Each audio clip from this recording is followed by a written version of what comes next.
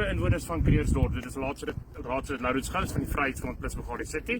Ek is vandag vergesel deur raadslid Amy Stein en raadsheer George Steenkamp. Ons is hier vandag by die Luiperdsvlei stortingsterrein waar jy agter my kan sien. Dit nog steeds brand en smeel na gisteraand dit opgevlam het.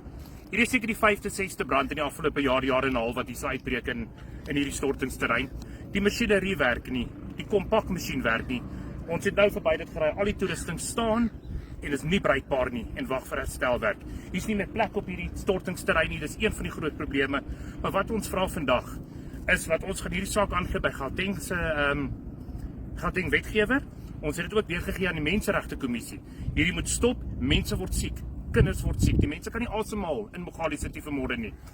Dit is tyd dat die ANC, EFF en ATM koalisie laat ons hulle verantwoordbaar hou vir wat hierso gebeur by hierdie stortingsterrein in Mogale City. So kan dit nie aangaan nie. Die mense van Kreersdorp van Mogale City vra daadwerklike en dringende aksie. En ons sal hulle verantwoordbaar hou vanaf die Vryheidsfront plus se kant.